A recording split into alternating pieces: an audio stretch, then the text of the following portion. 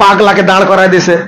ওই যে পাগলা, একটা কুষ্টিয়ার এক পাগলা বলছে নবী মোহাম্মদ সাল্লাল্লাহু আলাইহি সাল্লামের তারাও বার্তাবাহক সাংবাদিক ছিলেন, আর আপনারা সাংবাদিক, আপনাদের মর্যাদা একটু বেশি। জামাত ইসলাম আর কোন লোক পাইনি ওই পাগলাকে ছাড়া।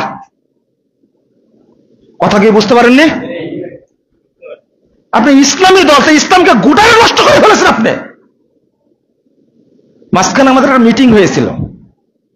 মিটিং হয়েছিল, তাদের সাথে আমাদের অফিসে গেছিলেন, আমরা কিছু গঠনমূলক পরামর্শ দিয়েছিলাম। এই পাগলাগুলোকে ছাড়ার জন্য একবার বলে সালাতে আদায় করে মানুষ জান্নাতে যাবে, এর কথা আমি পাইনি, করেইনি, ও কিভাবে পাবে?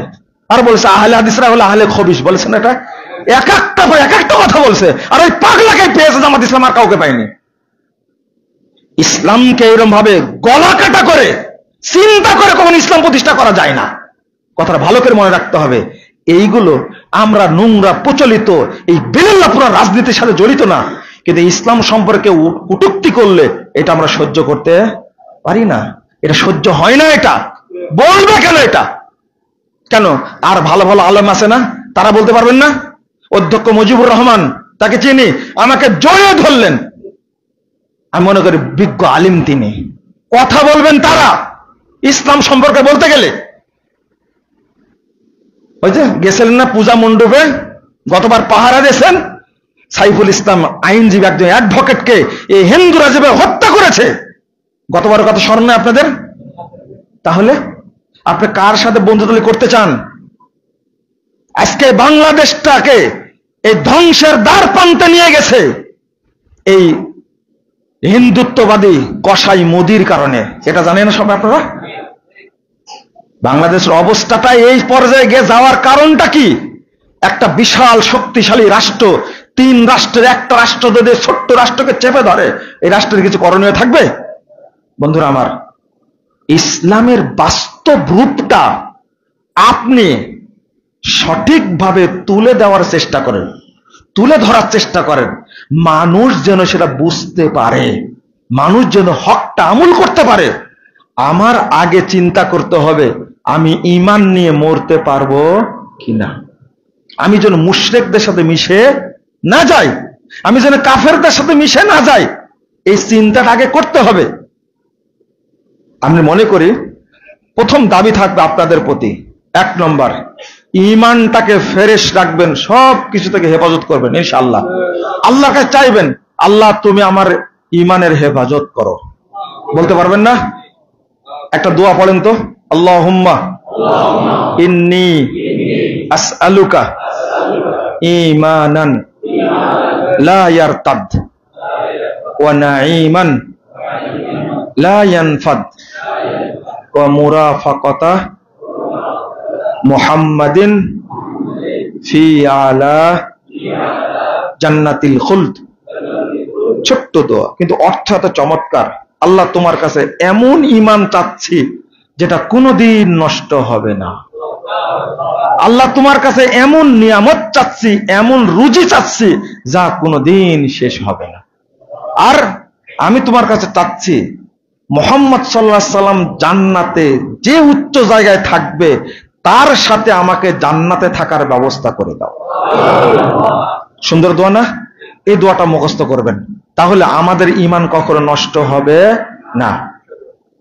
সম্মানিত মুসল্লিবৃন্দ, বেশি বেশি শুনবেন তাওহীদের আলোচনা। কিসের?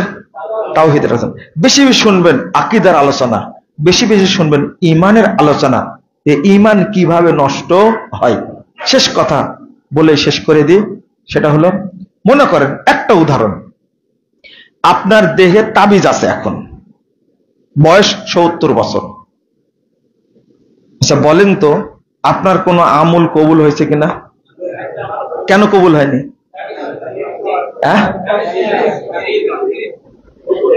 তাবিজ দেওয়ার কারণে ঈমান কি হয়েছে? ঈমান নষ্ট হয়েছে, তাই না? এটা এতক্ষণ বক্তব্য দিয়ে কি লাভ হলো? তাবিজ দেওয়ার কারণে ঈমান নষ্ট হয়ে গেছে, ঈমান চলে গেছে। ঈমান কি ছিল?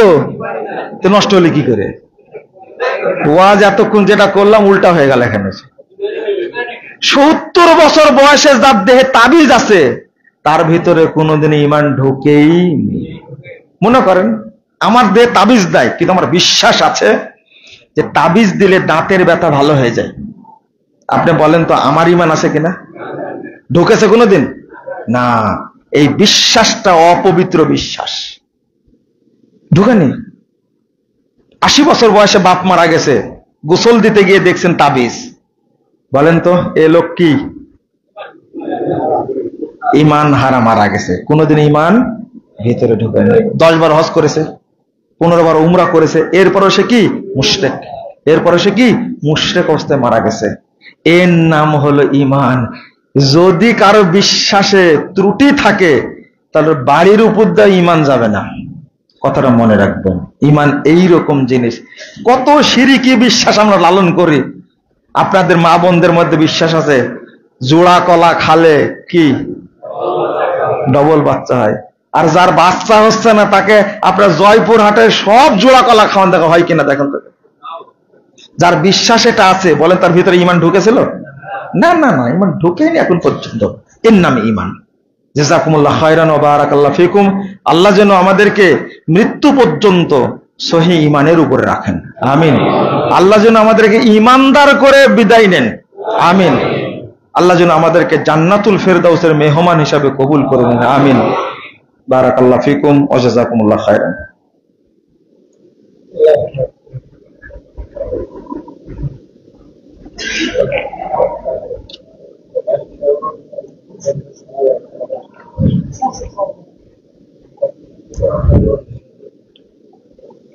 আলহামদুলিল্লাহ ওয়াহদাহু ওয়াসসালাতু ওয়াসসালামু আলা মান লা নাবিয়্যা বা'দা।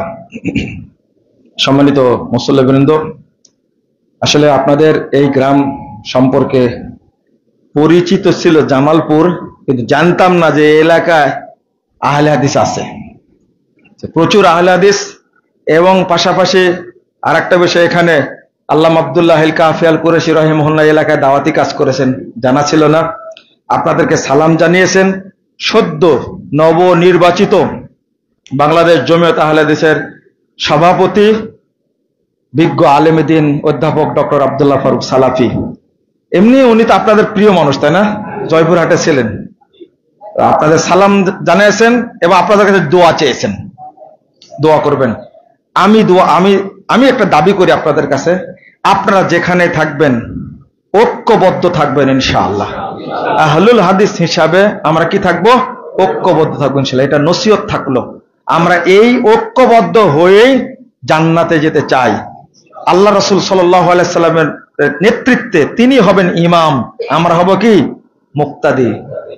তিনি হবেন ইমাম, আমরা কি মুক্তাদি। আমরা তার সাথে জান্নাতে থাকতে চাই। আল্লাহ যেন আমাদের কবুল করেন, আমিন। আল্লাহুম্মা সাল্লি আলা মুহাম্মাদ ওয়া আলা আলি মুহাম্মাদ কামা সাল্লাইতা আলা ইব্রাহিম ওয়া আলা আলি ইব্রাহিম ইন্নাকা হামিদুম মাজিদ। আল্লাহুম্মা বারিক আলা মুহাম্মাদ ওয়া আলা আলি মুহাম্মাদ কামা বারাকতা আলা ইব্রাহিম ওয়া আলা আলি ইব্রাহিম ইন্নাকা হামিদুম মাজিদ। আল্লাহুম্মা ইগফির লানা ওয়া লিল মুমিনিনা ওয়াল মুমিনাত ওয়াল মুসলিমিনা ওয়াল মুসলিমাত ওয়াল আহইয়াই মিনহুম ওয়াল আমওয়াত। আল্লাহুম্মা আনসুর মান নাসারা দীনা মুহাম্মাদিন সাল্লাল্লাহু আলাইহি ওয়াসাল্লাম ওয়াজআলনা মিনহুম ওয়াখযুল মান খাযালা দীনা মুহাম্মাদিন সাল্লাল্লাহু আলাইহি ওয়াসাল্লাম ওয়া লা তাজাল্লা মিনহুম। اللهم اعز الاسلام والمسلمين، اللهم اعز الاسلام والمسلمين، اللهم انجل المستضعفين من المؤمنين في كل مكان، اللهم انصر اخواننا المسلمين في فلسطين وكشمير وسوريا، اللهم انصر اخواننا المسلمين في فلسطين وكشمير وسوريا، اللهم احفظ المجاهدين والمرابطين في كل مكان، اللهم احفظ المسجد الاقصى يا رب العالمين، اللهم احفظ المسجد الاقصى يا رب العالمين، اللهم عن الكفرة والفجرة والمبتدعة واليهود والنصارى والمشركين، اللهم عن الكفرة والفجرة والمبتدعة واليهود والنصارى والمشركين، اللهم شكك شملهم ومزق جمعهم وخرب بنيانهم ودمر ديارهم وانزل بهم بأسك الذي لا ترده عن القوم المجرمين، اللهم اشدد وطأتك على اليهود والنصارى والمشركين، اللهم اشدد وطأتك على اليهود والنصارى والمشركين، اللهم دمرهم تدميرا، اللهم دمرهم تدميرا يا قوي يا عزيز، اللهم إنا نستعينك ونستغفرك ونتوب إليك ونثني عليك الخير اللهم إياك نعبد ولك نصلي نرجو رحمتك ونخشى عذابك إن عذابك الجد بالكافرين ملحق ربنا آتنا في الدنيا حسنة وفي الآخرة حسنة وقنا عذاب النار ربنا فاغفر لنا ذنوبنا وكفر عنا سيئاتنا وتوفنا مع الأبرار ربنا تقبل منا إنك أنت السميع العليم وتب علينا إنك أنت التواب الرحيم وصلى الله على النبي